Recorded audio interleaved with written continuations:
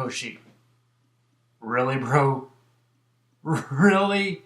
Fucking really? Okay, Kyle the Death Knight of Anime here, bringing you my review slash, I guess, reaction after that big bombshell of My Hero Academia, chapter 167. And, okay, so the ending was a thing.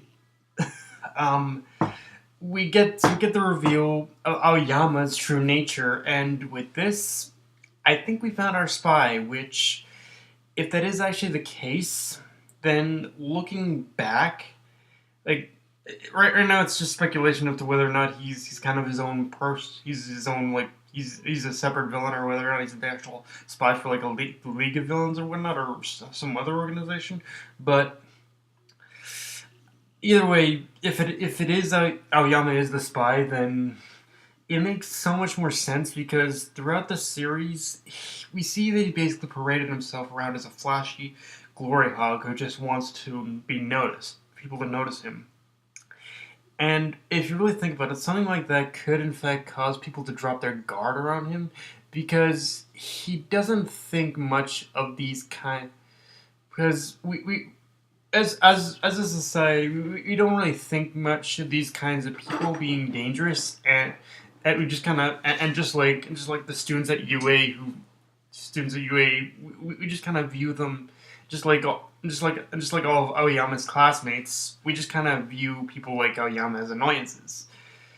Also, thinking back, there have definitely been a couple things he said, like a couple of throwaway lines, a couple of lines he's had where we perceived as throwaway lines that do make a little more sense with this real, like it isn't, they aren't like mate, they're like mate, there aren't any major lines, but there have been only two lines here and there.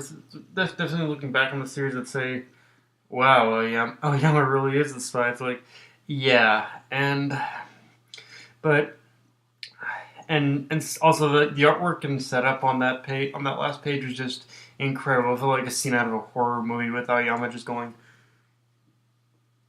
like, yeah, I can't do it. I'm probably my face is probably more goofy than his, but yeah, just him looking down on a sleeping Izuku is just like, that's some stranger danger right there. Now, with this reveal, whether he's with this reveal of him supposedly being the spy, we have to think, who does he work for? Does he work for the League of Villains, or does he work for someone else? Because we also have to remember that in this era of All Might no longer being the symbol of peace, the villains have grown even stronger with in influence and power. So who does Aoyama work for? Does he really work for the League of Villains, or does he work for someone else? I want to say he works for someone else because to be, I mean, I guess in context of the story, it would make sense that Aoyama would be working for the League of Villains, as they're the ones who basically want to crush like the symbol of peace in general. But I don't know. Something's telling me that Aoyama is definitely, if depending on what we see of Aoyama from this point on, in with his more villainous side, I think we may be getting. I think we're probably gonna end up seeing him work for someone else, because when you really get down to it, the as much as Shigaraki has developed, we got it.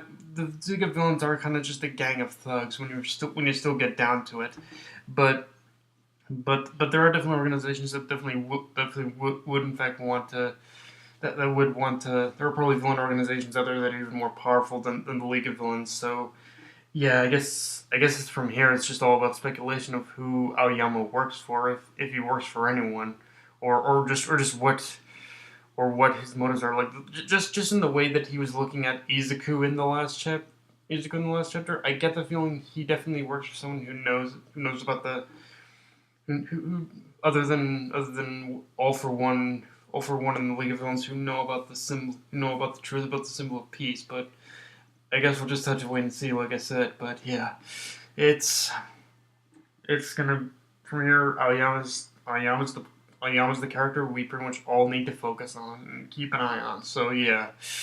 Uh, Also, moving on, I want to make special mention of Gangorka's little speech to the teacher in the beginning of this chapter because he said something so powerful in only a few words, which is that the fault for what the fault for what made those kids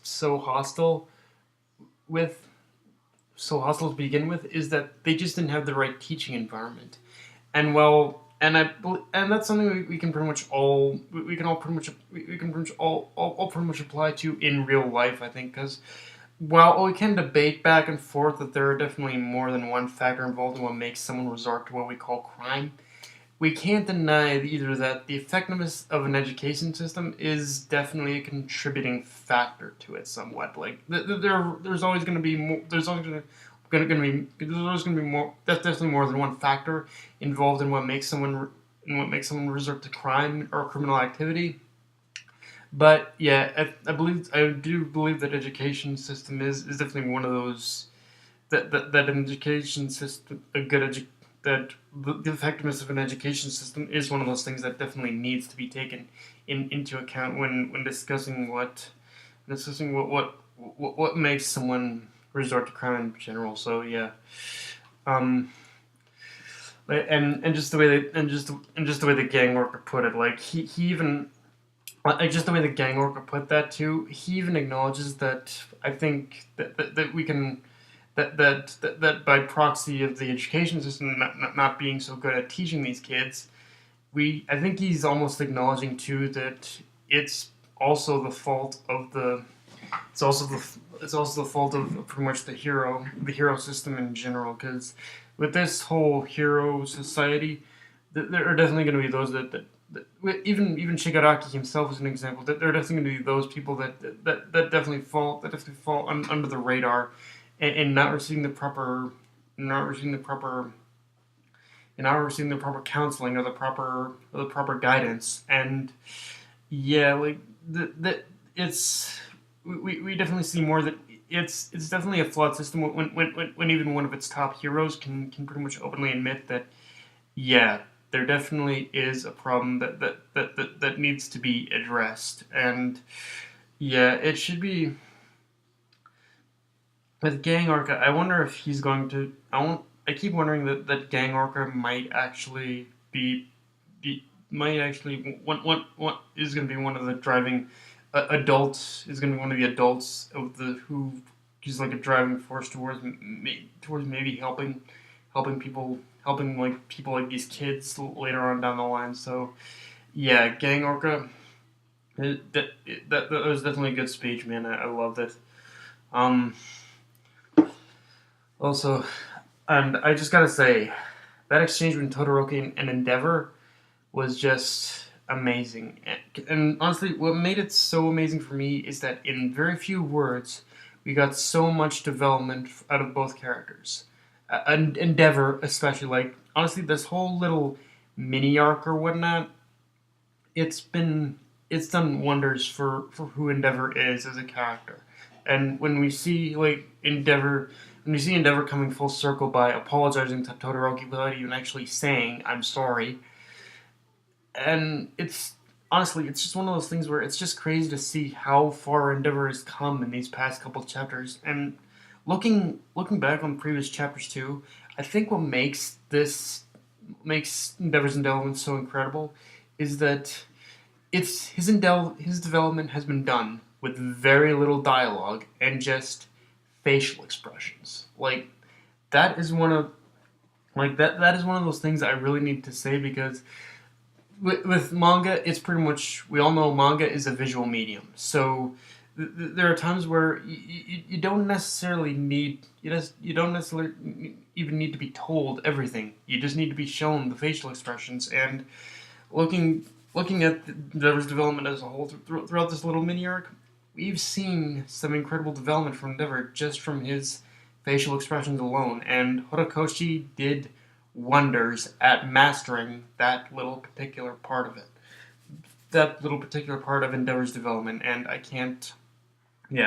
just can't praise him enough on that one. To be honest with you, I really can't wait until I really can't. I can't wait. I can't wait to see where this whole development is going to end up taking Endeavor. Like I imagine I imagine from here that probably Endeavor is definitely going to be a lot more docile and a lot less aggressive. When I think the biggest thing is whenever you see Endeavor fight now, he's going to be a lot less aggressive and a lot more docile, and he's actually going to and and rather than like a lot of the times in the past when we've seen Endeavor fight, he's basically he has paraded around as a hero, but when you really look at it, he's been a lot like Bakugo in the sense where all he's cared about is fighting the villains.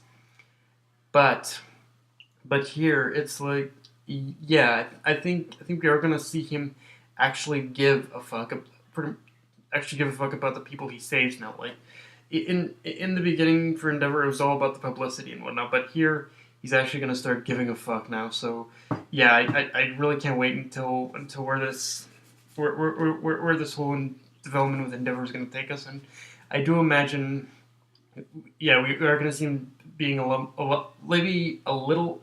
We might see a little aggressiveness, but it's going to be definitely a lot less than what we've seen before. Whenever we see Endeavor in combat now, and yeah, it's just so good. I can't wait. I just can't wait to see where this new where Horikoshi is going to take this. It's going to take this new Endeavor because it's going to be a blast to see. Now Todoroki. Now with Todoroki's development, it was actually just as amazing because on the flip side with Todoroki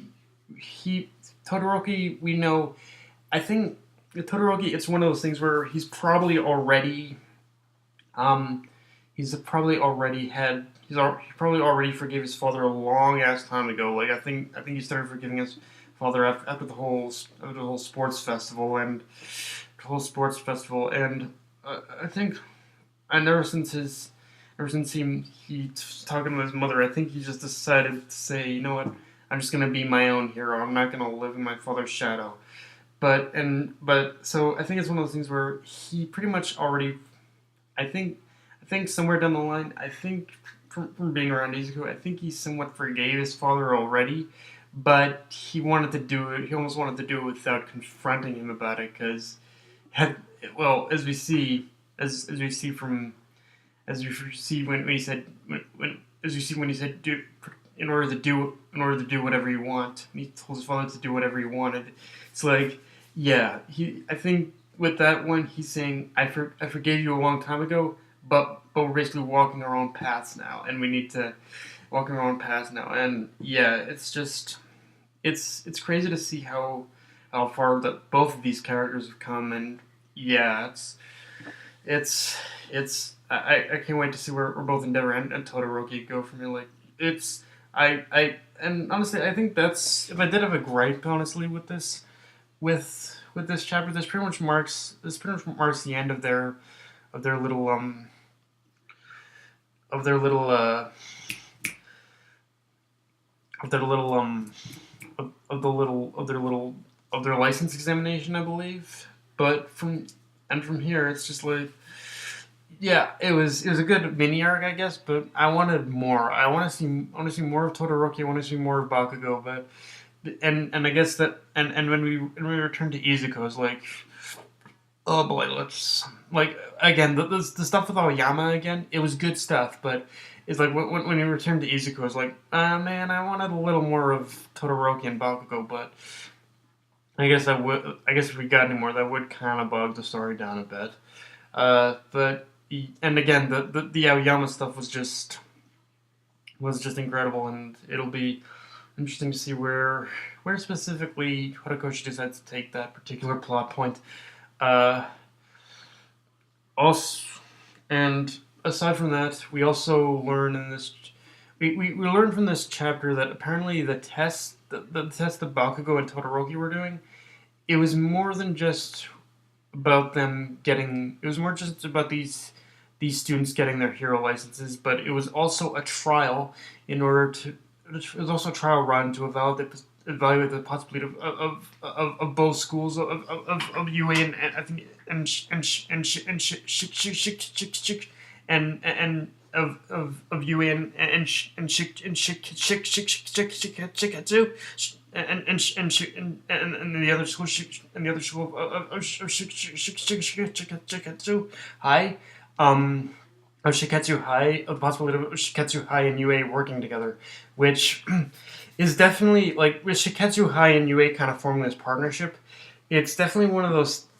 It definitely makes sense in the context of the fact that the villains have gained enough of a foothold where a collaboration is necessary, but is necessary, and even more what I and even more what I took away from this is I like how Horikoshi is continuing to push the narrative of teamwork in My Hero Academia, because the one thing I will admit that I think I love shonen like Naruto. I still love shonen like Naruto, Bleach, and whatnot, and I love all of them. But here's the thing: for me, with My Hero Academia, I feel that with all those other shonen, they definitely started off with a narrative of teamwork, but as the story progressed, they kind of ended up the whole narrative of teamwork eventually kind of got lost in translation of the story.